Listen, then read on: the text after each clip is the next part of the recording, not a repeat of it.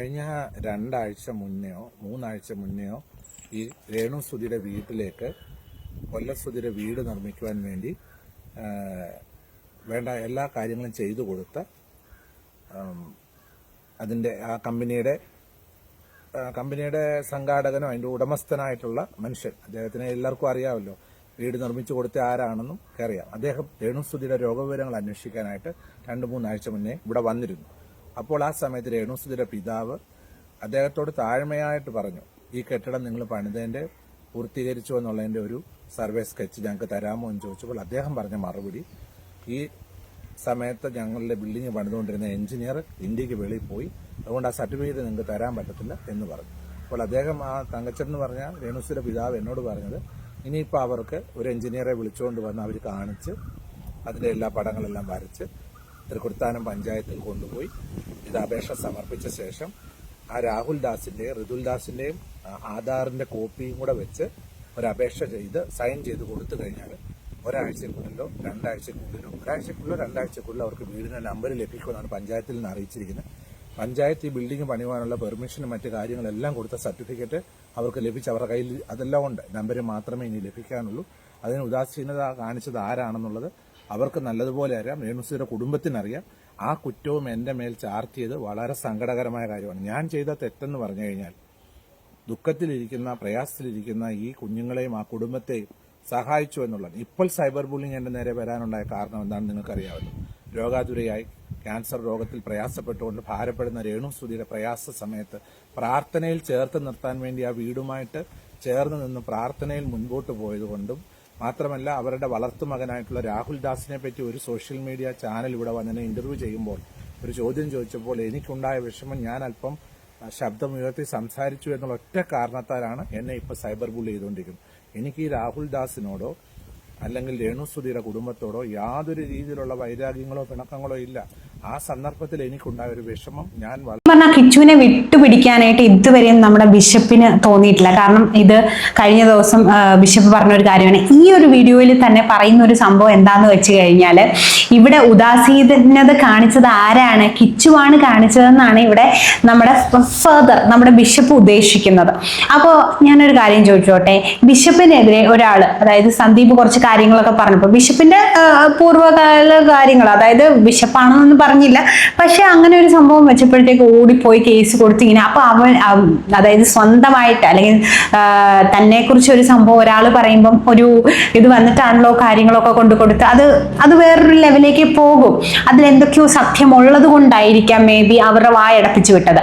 അപ്പോൾ ഈ കിച്ചു എന്ന് പറയുന്ന അവന് അച്ഛനോ അമ്മയോ ആരും ഇല്ലാത്തൊരു കൊച്ചെന്ന് തന്നെ നമുക്ക് പറയാൻ വേണ്ടി പറ്റും. അപ്പൊ അവനെ എന്തും പറയാന്നാണോ ഇവിടെ അച്ഛൻ പറയുന്നുണ്ട്.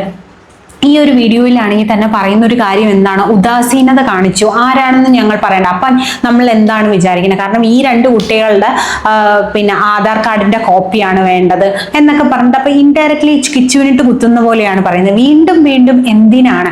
കാരണം ഇവിടെ അച്ഛൻ രേണു സുധീനെ ചേർത്ത് പിടിച്ചതിന് ആരും കുറ്റം പറയുന്നില്ല. അത് നിങ്ങൾ മനസ്സിലാക്കുക. കാരണം അച്ഛന്റെ ഫസ്റ്റ് ഒരു വീഡിയോ ഉണ്ടായിരുന്നു, രേണു സുധിക്ക് വേണ്ടി പ്രാർത്ഥിക്കാൻ പോയി എന്ന് പറഞ്ഞിട്ടൊരു ഫോട്ടോ ഇട്ടു. ആ ഒരു ഫോട്ടോ ഇട്ടപ്പോൾ എത്രയധികം ആൾക്കാരാണ് സപ്പോർട്ട് ചെയ്തത്. കാരണം അത്രയധികം ആ ബിഷപ്പിനെ പറഞ്ഞിട്ട് പോലും ഇപ്പോഴും ആ ബിഷപ്പ് അതായത് ഈ ഒരു അസുഖം വന്നപ്പോഴും സപ്പോർട്ട് ചെയ്യാൻ പോയി എന്ന് പറഞ്ഞിട്ട് വളരെയധികം പോസിറ്റീവാണ്. എന്നാണ് ഈ ബിഷപ്പ് നെഗറ്റീവായി തുടങ്ങിയത് എന്ന് വെച്ച് കഴിഞ്ഞാൽ കിച്ചുവിനെ എതിരെ സംസാരിച്ചു. അതായത് ഇവിടെ ഈ ഒരു വീഡിയോയിൽ പറയുന്നുണ്ട്, കിച്ചുവിനെതിരെ ഞാൻ കുറച്ച് എൻ്റെ സങ്കടം കാരണം അതായത് ശബ്ദം ഉയർത്തി എന്തിനു സങ്കടപ്പെടണം? അതാണ് എൻ്റെ ക്വസ്റ്റ്യൻ.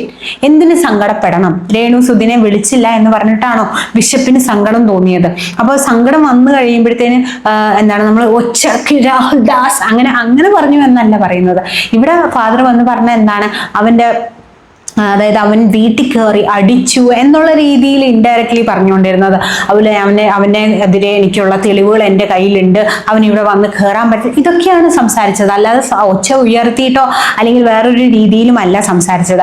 ഇത്രയും നാളും പറഞ്ഞുകൊണ്ടിരുന്നത് സോഷ്യൽ മീഡിയയിലൂടെ ഞങ്ങൾക്ക് നേരിട്ട് തമ്മിൽ ഒരു പ്രശ്നവുമില്ല, സോഷ്യൽ മീഡിയയിലുള്ളവരാണ് പ്രശ്നം ഉണ്ടാക്കുന്നത്, അല്ലെങ്കിൽ സോഷ്യൽ മീഡിയയിലുള്ളവരാണ് അങ്ങോട്ടും ഇങ്ങോട്ടും പറഞ്ഞിട്ട് എന്നെയും കിച്ചുവിനെയും തമ്മിൽ തെറ്റിച്ചത്, അല്ലെങ്കിൽ എന്നെയും കിച്ചുവിനെയും തമ്മിൽ ഇഷ്യൂ ആക്കിയത്, അല്ലെങ്കിൽ എന്നെയും രേണു സുധീനെ എന്താ ഇപ്പൊ അത് എന്താണ് അന്നത്തെ വിഷമത്തിന് എന്താണ് സൗണ്ട് ഉയർത്തി പറഞ്ഞു എന്നാണ് നിങ്ങൾ ഇട്ടിരിക്കുന്നത്. അതായത് ഇപ്പോ നമ്മൾ ജനങ്ങളുടെ അടുത്തോ അല്ലെങ്കിൽ വേറെ ആരുടെ അടുത്ത് നിങ്ങൾ പറയേണ്ട കാര്യമില്ല. കാരണം ദൈവം എന്ന് പറയുന്ന ഒരു കോടതി ഉണ്ടായിരിക്കും. അപ്പൊ അവിടെ ഇതിനുള്ള ഉത്തരം എന്തായാലും പറയേണ്ടി വരും. അതുപോലെ തന്നെ നമ്മൾ ഈ തിരുവസ്ത്രവും കാര്യങ്ങളും ഒക്കെ ഇട്ടിട്ട് നമ്മൾ ഇങ്ങനെ ഈ കുറ്റവും കാര്യങ്ങളും ഒക്കെ പറഞ്ഞുകൊണ്ടിരുന്നു കഴിഞ്ഞാൽ നോർമലി ഉള്ളൊരു മനുഷ്യൻ പറയുമ്പോൾ കിട്ടേണ്ടതിന്റെ അപ്പുറത്തത് കിട്ടും. അപ്പോൾ ഇവിടെ ഒന്ന് ഇനിയെങ്കിലും മനസ്സിലാക്കി, ഇനിയെങ്കിലും അവരുടെ ഫാമിലി കാര്യത്തിൽ എന്തിനാണ് ഇടപെടാൻ പോകുന്നത്?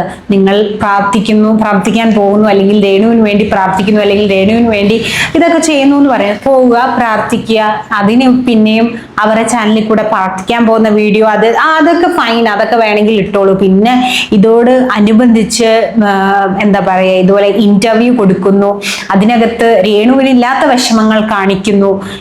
അങ്ങനെ കാണിക്കേണ്ട ആവശ്യമില്ല. അല്ലെങ്കിൽ രേണുവിന് പറയണമെന്നുണ്ടെങ്കിൽ രേണു പറയട്ടെ, ഫാദർ വന്നിട്ട് പറയേണ്ട കാര്യമില്ല. അല്ലെങ്കിൽ ഇതല്ല ഫാദർ ഇത് ഒന്ന് നോക്കണം. സ്ഥലം കൊടുത്തു, കാര്യങ്ങൾ കൊടുത്തു, അവർക്ക് വേണ്ടി പ്രാർത്ഥിച്ചു. പക്ഷെ അവരുടെ ഫാമിലിയിലുള്ള കാര്യങ്ങൾ ഇങ്ങനെ വന്ന് സോഷ്യൽ മീഡിയയിലൂടെ പറയേണ്ടതോ അല്ലെങ്കിൽ അതിങ്ങനെ സംസാരിക്കേണ്ടതോ കാര്യമുണ്ടോ? അത് സംസാരിക്കേണ്ട കാര്യമുണ്ടോ? എനിക്ക് തോന്നിയിട്ടില്ല. ഒരു ബിഷപ്പ് എന്ന് പറയുമ്പോൾ ഒരാൾക്ക് അത് സംസാരിക്കേണ്ടതാണ്, അല്ലെങ്കിൽ സോഷ്യൽ മീഡിയയിൽ വന്ന് അത് പറയേണ്ടതാണ് ആളുടെ ജോലി എന്ന് എനിക്ക് തോന്നിയിട്ടില്ല. അപ്പോൾ ഇങ്ങനെ ഇതിപ്പോ പറയണമെന്നുണ്ടെങ്കിൽ തങ്കച്ചൻ എന്ന് പറയട്ടെ, അല്ലെങ്കിൽ രേണുസുതി വന്ന് പറയട്ടെ.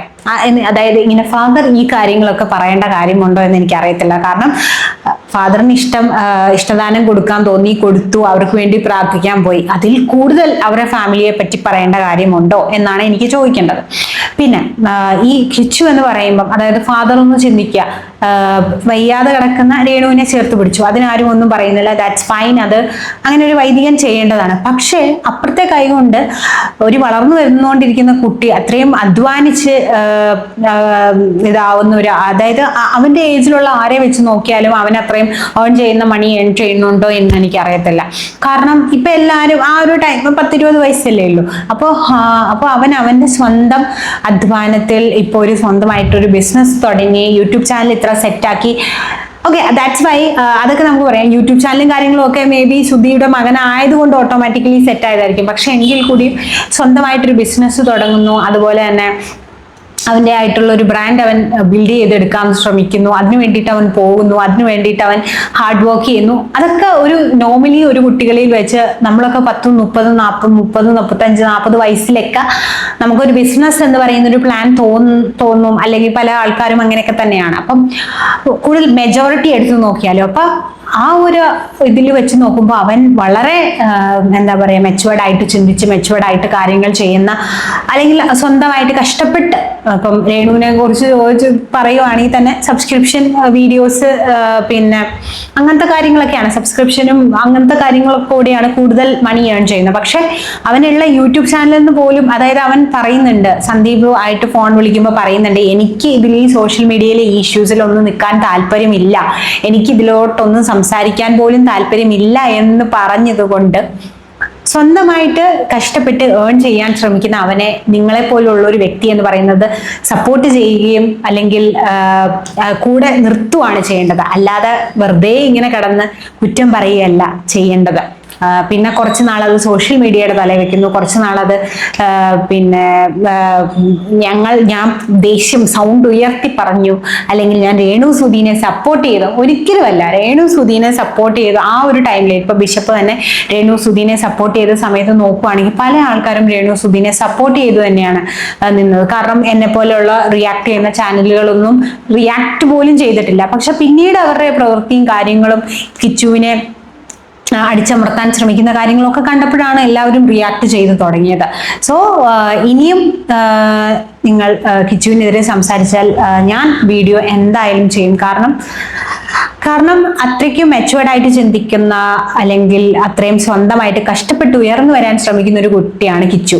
അപ്പോൾ നമ്മളൊക്കെ തന്നെയാണ് സപ്പോർട്ട് ചെയ്യേണ്ടത്. അപ്പൊ നല്ലത് കണ്ടു കഴിഞ്ഞാൽ നമ്മൾ ആ നല്ലതിനെതിരെ എപ്പോഴും സംസാരിക്കുക തന്നെ വേണം, അല്ലെങ്കിൽ നമ്മളെ കൊണ്ട് പറ്റാവുന്ന രീതിയിൽ നമ്മൾ സപ്പോർട്ട് ചെയ്യണം. സോ അത് ഞാൻ എന്തായാലും ചെയ്യും.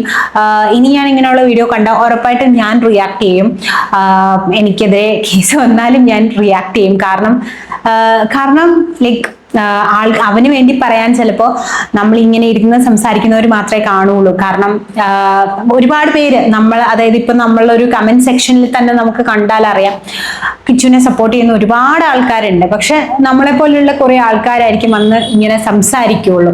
ഇപ്പം കാരണം അച്ഛന്റെ സ്ഥാനത്ത് അച്ഛൻ എന്ന് പറയുന്ന, അമ്മ വേറൊരു രീതിയിലാണ്. അമ്മ എന്ന് പറയുന്നത് എന്താണ്, എന്നെ വിളിക്കുന്നില്ല, അങ്ങനെ ഇങ്ങനെ ആ ഒരു രീതിയിൽ തന്നെയായിരിക്കും അമ്മയുടെ ഫാമിലി, അച്ഛന്റെ ഫാമിലി ഒക്കെ ആയിരിക്കും. പക്ഷെ നമ്മളും സപ്പോർട്ട് ചെയ്ത് കൊടുക്കുക, അല്ലെങ്കിൽ ഒരു കുട്ടി വളരാൻ ശ്രമിക്കുമ്പം നമ്മളെ കൊണ്ട് അല്ലെങ്കിൽ എന്നെ കൊണ്ട് പറ്റുന്നിടത്തോളം, ഫോർ എക്സാമ്പിൾ ഇപ്പം രേണു വയ്യാണ്ട് കടന്ന ആ ഒരു ടൈമിൽ രേണു ഇടുന്ന എല്ലാ വീഡിയോസും ഞാൻ ഏറ്റവും ആദ്യം മുതൽ അവസാനം വരെ കാണും. കാരണം ഞാനത് കണ്ടു കഴിയുമ്പം എനിക്കിപ്പോൾ അവർക്ക് കൊടുക്കാൻ വേണ്ടിയിട്ട് പൈസയും കാര്യങ്ങളും ഒന്നുമില്ല. പക്ഷെ ഞാനത് കണ്ടു കഴിയുമ്പം അവർക്ക് ആ ഒരു വ്യൂവിനുള്ള പൈസ കിട്ടും. സോ അത് എന്നിലൂടെ അത്രയെങ്കിലും അവർക്ക് ലഭിക്കുമെങ്കിൽ കിട്ടട്ടെ എന്നുള്ള കാര്യങ്ങൾ കൊണ്ട് തന്നെ ഞാൻ അവരുടെ വീഡിയോ ഒന്നെങ്കിൽ ഞാൻ ഫുള്ള് കാണാൻ ശ്രമിക്കും, അല്ലെങ്കിൽ ഞാൻ അത് ഓൺ ചെയ്ത് വെച്ചിട്ടാണെങ്കിലും ഞാൻ പോകാറുണ്ടായിരുന്നു.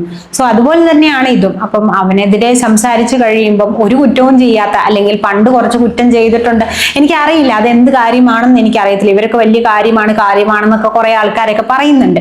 അപ്പോൾ അതെന്താണെങ്കിൽ പോലും അതിൽ നിന്നൊക്കെ തിരിച്ചു വന്ന് സ്വന്തമായിട്ട് ഇപ്പൊ ആ ഏജിൽ നിൽക്കുന്ന ആരെ എടുത്തു നോക്കിയാലും അവനൊരു നല്ല രീതിയിൽ തന്നെ, അല്ലെങ്കിൽ സ്വന്തമായിട്ട് ഏൺ ചെയ്യണമെന്ന് ചിന്തിക്കുന്ന, കഷ്ടപ്പെട്ട് ഉണ്ടാക്കണം. അപ്പം ഇവനിപ്പോ ഒരു 10 യൂട്യൂബ് വീഡിയോ ഇട്ട് കഴിഞ്ഞാൽ തന്നെ നല്ല റീച്ച് കിട്ടും. കാരണം രേണുവിനെ കുറിച്ച് എന്നോട് എങ്ങനെ പറഞ്ഞു, അല്ലെങ്കിൽ ഓൾറെഡി അവരുടെ കാര്യങ്ങൾ സംസാരിച്ചാൽ തന്നെ നല്ല രീതിക്ക് റീച്ച് കിട്ടും. പക്ഷെ അതിനൊന്നും നിൽക്കാതെ സ്വന്തമായിട്ടൊരു ബ്രാൻഡ് ബിൽഡ് ചെയ്യുക, അല്ലെങ്കിൽ സ്വന്തമായിട്ട് കഷ്ടപ്പെടുക, അതിന് വേണ്ടിയിട്ട് നടക്കുക. സോ ഹാറ്റ്സ് ഓഫ് എന്ന് മാത്രമേ എനിക്ക് പറയാനുള്ളൂ. അപ്പം ഇതുപോലെയുള്ള പുഴുക്കൾ അതിൻ്റെ ഇടയ്ക്ക് വന്നിട്ട് ഇങ്ങനെ കുറെ കാര്യങ്ങളൊക്കെ പറഞ്ഞുകൊണ്ടിരിക്കും.